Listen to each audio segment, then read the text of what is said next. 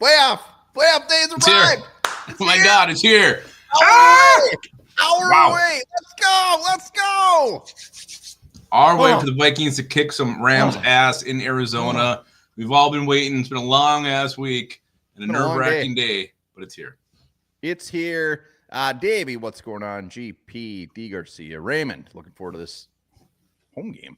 LS, what's going on, buddy? FW Ender, WV Walker. Welcome.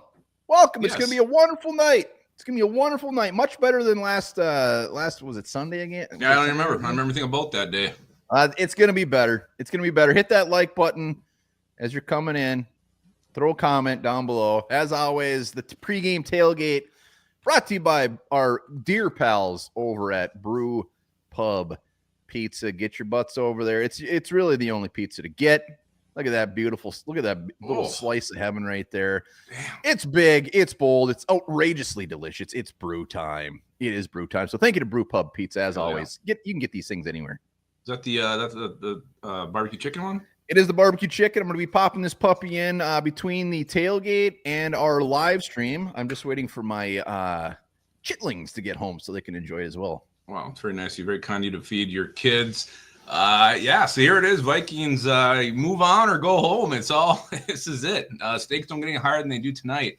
We'll talk a little bit about this one. Go over the inactives here in just a minute, and obviously do some lines. But I got to tell you what, Wimbar. We had the lunch live earlier, and I was 6.5 for nervousness. 4 o'clock hit, and it just skyrocketed.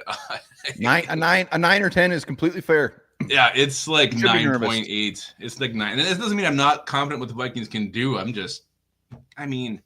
Everything riding on this game. Hitman. I don't want this to be his last game. I'm not ready for that. Jesus, man, don't be bringing that shit I'm just up. saying that's why you get nervous. I don't want this season to come to an end. So my nervousness level is based on what we've seen the Vikings do in playoff past, and just the nervousness of this. This is such a completely unknown game. Like if we were playing like the Lions, it'd be like, all right, I'm scared of their offense, one of the best offensives ever. I'm scared of Dan Campbell. Like with the Rams, it's just completely different.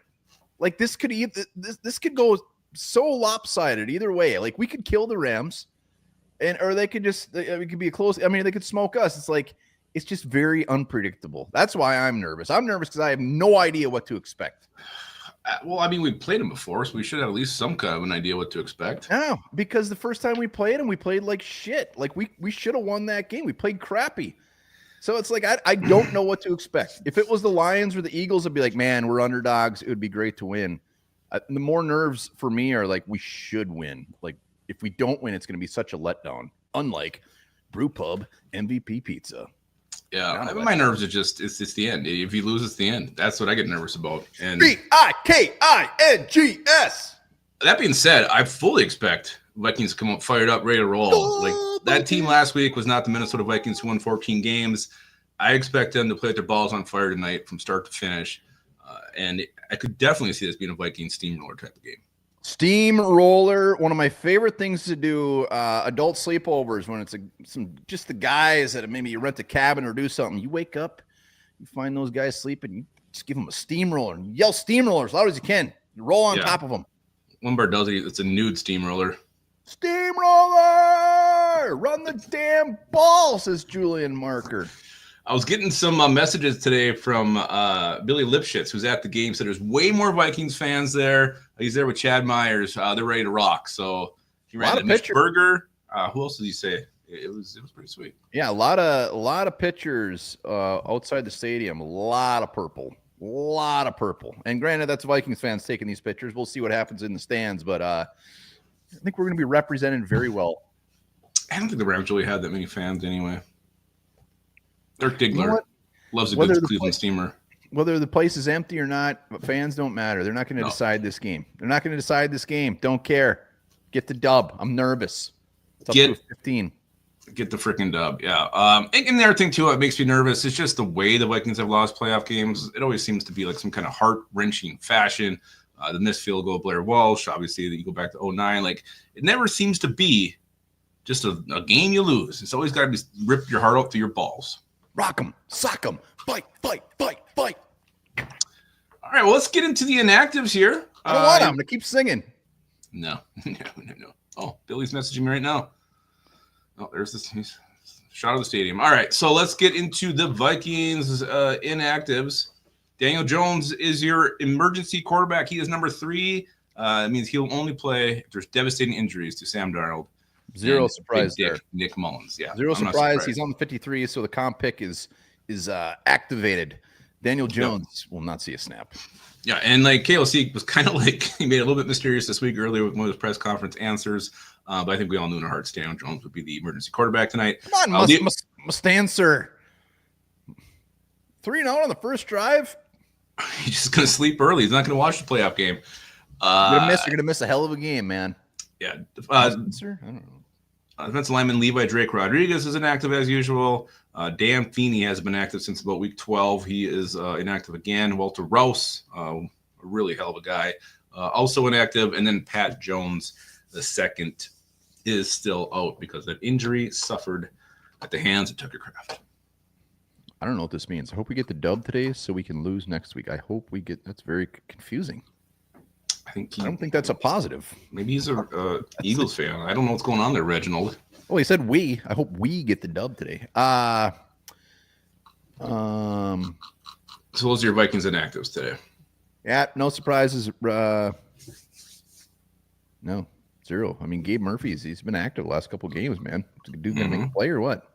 I don't know. I don't know what he's doing. On the Rams side of things, quarterback Stetson Bennett is their emergency quarterback.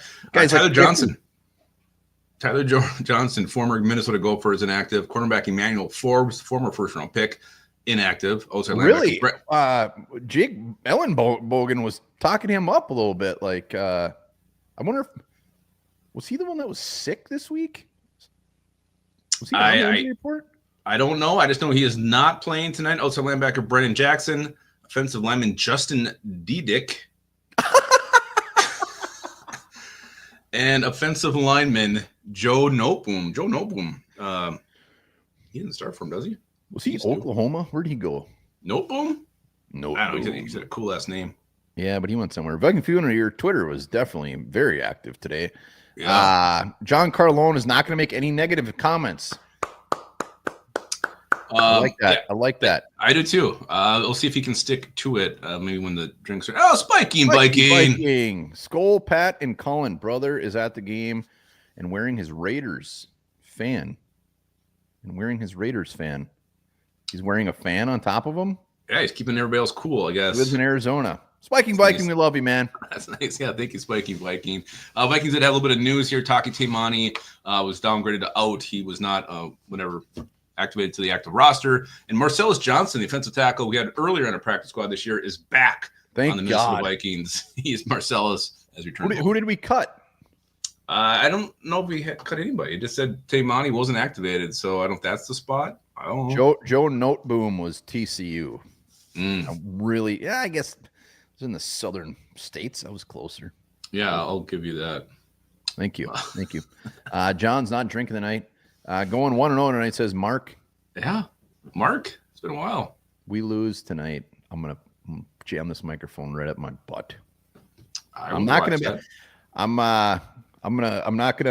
be a Debbie Downer. I'm gonna just go with it. But after this is over, I'm gonna be very, very upset for a while. Yeah. 14-3, no one and done, not allowed, not happening. Vikings. Let me ask you this: How do you want this? You want the Vikings to start on defense this game, or you want them to start on offense? Always defense. Tonight's different for me. I want offense to get on track and get on track early. What if it's bad? March down the field, get in the red zone. I don't want an explosive play. I want to get in the red zone, score, red zone offense, get that monkey off our back. We fixed it. We fixed that problem and just roll from there. I want the ball, and we're going to score, damn it, when we get it. I mean, I'm not going to be upset if we get the ball first. There's just something about setting the tone on defense. And last week we did that. I mean, unfortunately, our offense didn't do anything, but our defense was hot for 3 quarters, man. They set that tone. Said, you ain't going to score on us very easily. So I want to see the defense out there. The offense was the problem last week. I wanted to see it come out there, be fixed. That's why I don't want them on the field. I want to feel comfortable with it. I want to get that bad taste in my mouth early and know this offense is on tonight. I would love a opening drive touchdown. I would love it. No field goals. red zone, getting in the red zone. Let's put up some effing points. Rams said it earlier, but they haven't scored worth of shit the last handful of weeks. They can't score. Yeah, that happens sometimes. That will happen. Who do you expect to have a big game for the Vikings tonight? Everybody. Thank you for asking. Yeah. I actually think it's going to be one of those Jordan Addison big games tonight too. Yeah, Jordan Addison. I'm gonna say the old man Hitman. He ain't gonna, like, he's thinking the same things. Is this my last game? That's a dude that ain't going down. He ain't going down without putting up a fight. I could see him playing with a little extra spunk up in his ass, if you know what I'm saying. He is gonna be ready to roll. First a steamroller, no spunk up your ass. I don't know if I like where your head's at tonight. Just kidding. I love it. Aaron Jones, again, I think we'll see something good from him. Darnold, I mean, he's just got so much pressure on him tonight, not just for the Vikings, but for his payday coming up. If he shits the bed again, he will lose some money. He'll still get a next contract from somebody, but maybe Darnold comes out. It's just like, after last week, what the fuck do I have to lose? I can't look worse than last week. Tim Lindsay, love you, man. Too damn nervous popping a cold shiner now. Popping a cold shiner. I don't know what that is. It's beer. Oh, cold shiner. Lots of them in reserve. Hoping the best game at times. Cold. Let's go. Appreciate you, Tim. What were we talking about? Harrison Darnold. Smith's ass. Oh, yeah. I mean, Sam Darnold. Like, if it is a dud, like the whole narrative is the dude can't. He was too much for him. The stage was too big. Regular season didn't matter. He did his thing. When it counted, like, that's gonna hurt. That's gonna hurt for the cashish for him. Well, it will, and you got to go back to what his career's been before this, what he did this year, and then to shit the bed on a national stage twice would not be good. It would make things very difficult on his agents negotiating contracts. I mean, the dude's still making 40 plus. He can go and throw 5 interceptions today. He's making 40 plus next year. It's just like he's most likely done in Minnesota. Go out on a high note. Let's win some games in the playoffs. Let's hopefully more. So it would just, I keep saying it, but it would just be such a dick punch to win 14 games, have such a fantastic season, just to go out in the first round to a team that I feel is not as good as us. Yeah, Shinerbach getting a lot of love. Yeah, maybe we should hit them up and they could be a sponsor. It sounds like it'd be dark. They have different flavors, I believe. Had some Shinerbach back in the day. Delicious. Not me. Never have one. You don't stray far from your regular stuff. It's good though. It's good. Yeah, Vic Wright, dude's getting $40 million. I mean, you Texas beer. Yeah. So defensively, I mean, you got to get some pressure on Stafford. You got to hit Stafford. You got to make him uncomfortable. Throw that big ask. I know, but we got to do it. You got to get to him. You got to hit him, get him nervous, get him off rhythm, out of sync, scared. You got to do it tonight.